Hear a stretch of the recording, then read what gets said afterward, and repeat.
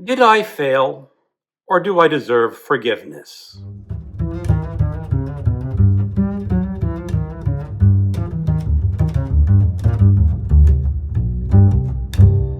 Hello, welcome to my channel.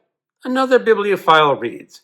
My name is Greg, and since November 5th of 2025, I have been a participant and a co-host for the annual Read What You Own Challenge, formerly known as the 100 Book Challenge, and this is a challenge created by the evil mastermind Criminali for people like myself who have a problem of buying a lot of books.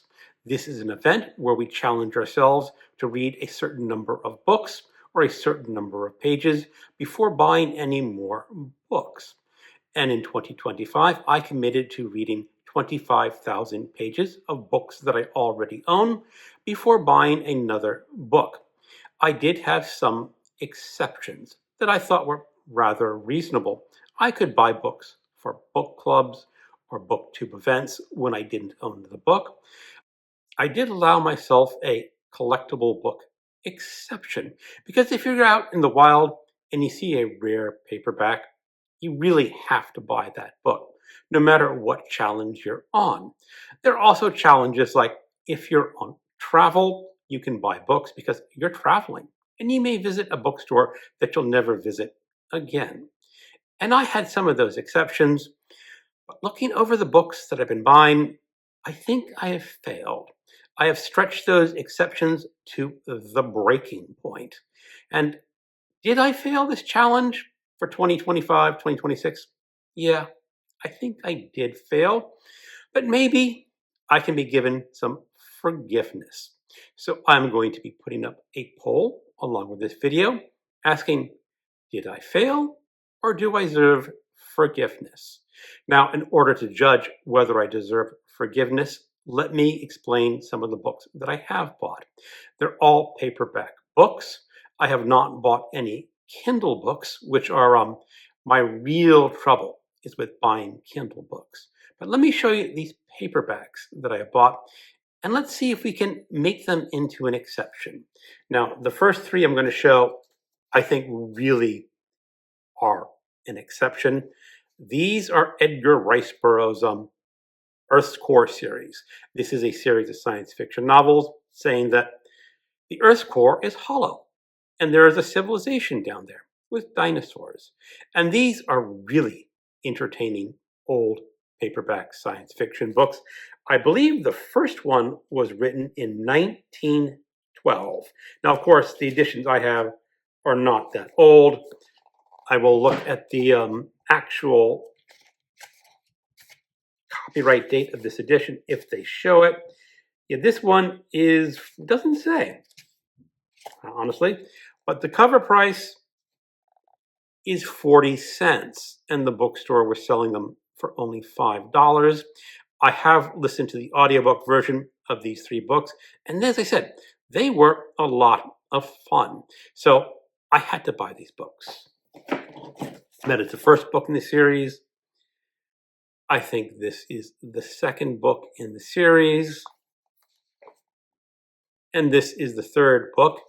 And these old paperbacks, I don't think they've ever been read.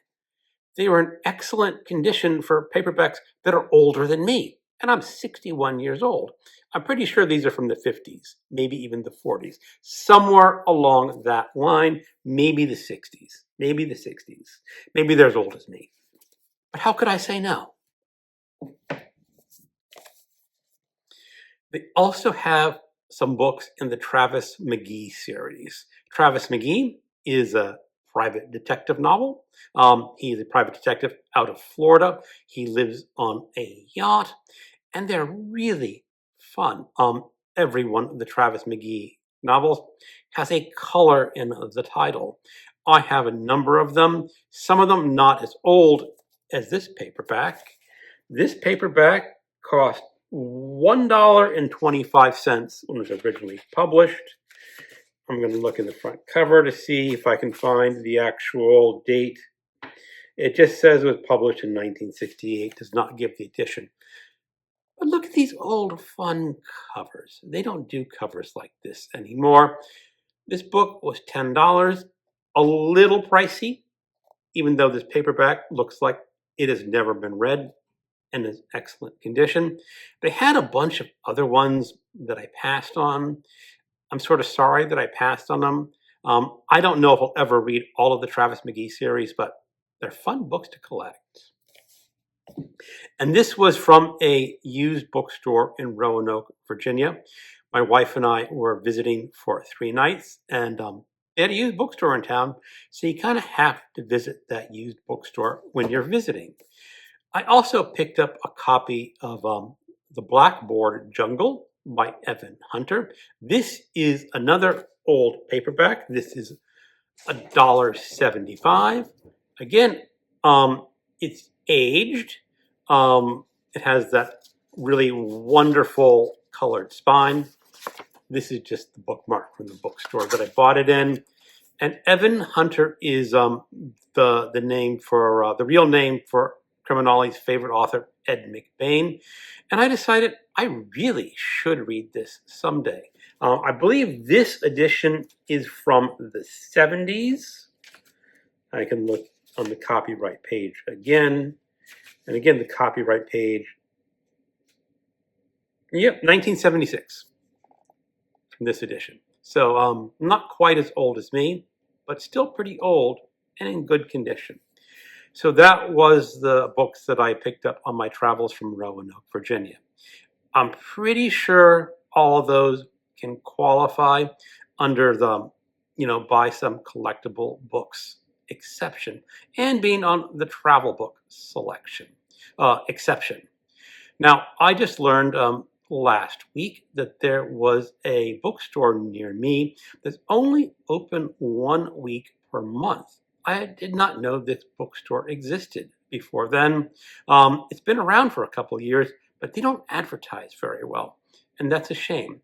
And the whole idea of this used bookstore is all the month they collect books from around the area, and they stick them in their bookstore, and they sell the books for a week.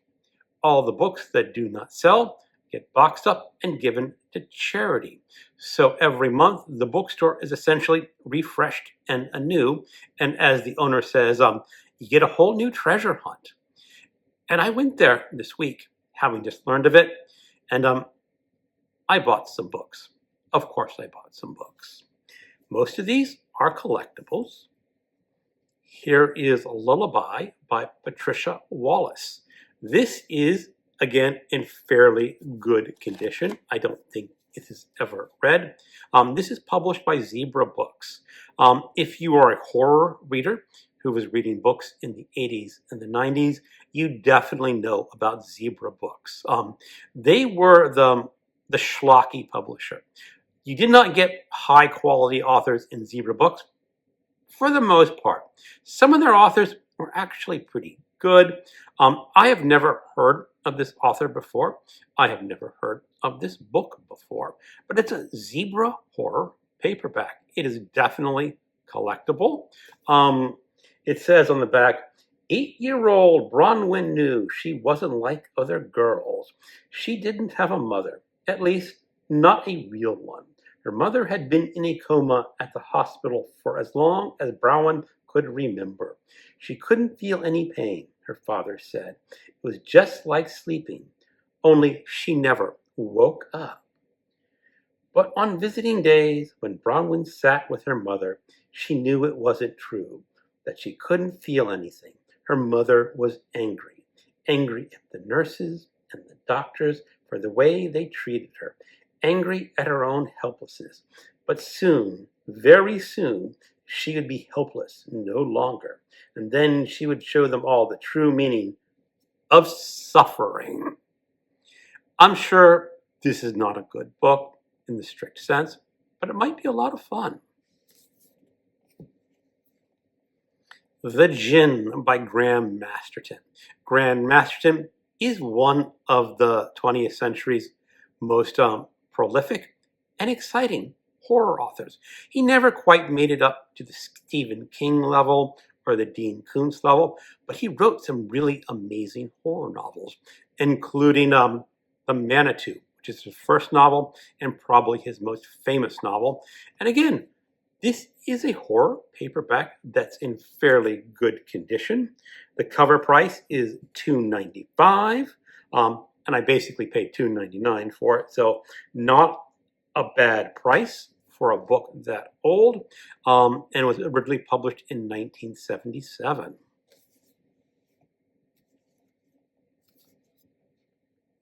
Alfred Hitchcock presents 16 Skeletons from My Closet. If you're a book collector, you know Alfred Hitchcock put out a lot of short story collections. This short story collection comes from, let's find the date here, most of the stories are published in 1963. March 1963 is when this collection was published. It has Henry Kane, James Holding, Craig Rice, Robert Bloch, William Logan, and some others. These are hit or miss. Some of the short stories are not great, but sometimes you get some really good gems of short stories that have probably not been republished since this original collection. So of course, I had to pick it up. You get Alfred Hitchcock's head on a skeleton reading a book. A lot of fun. What was it? This book cost 50 cents when it was originally published. So again, this kind of counts as a collectible. James Tiptree Jr., Up the Wells of the World. James Tiptree Jr. is the pen name for Alice Sheldon, something like that. She was a science fiction author back in the day when a lot of the editors of science fiction magazines thought women couldn't write science fiction. But James Tiptree Jr. published some really great short stories under her pen name.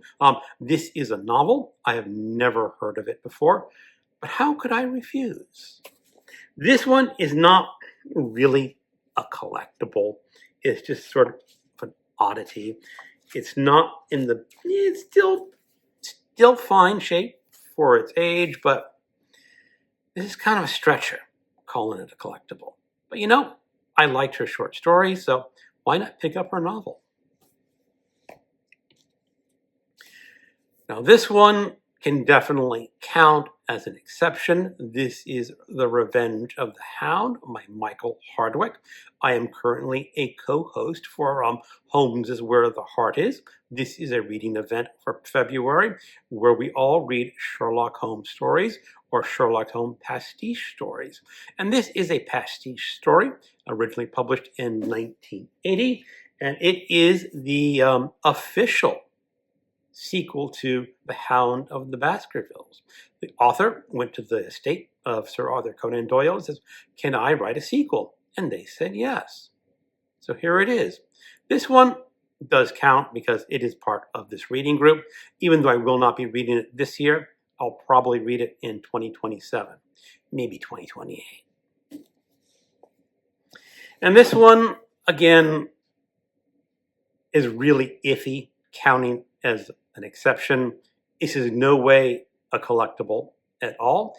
This is Stephen King's You Like It Darker. This is a collection of short stories. I saw it there. I know I eventually want to read some more Stephen King short stories. I'm on a project this year to read one short story every day, and I thought this would help me over that. But it's really not an exception. It is something that I saw and I wanted to buy. So that is what I have been buying. I feel like I'm a failure, but maybe I deserve forgiveness. In any case, I'm going to continue not buying Kindle books until I get to my 25,000 pages.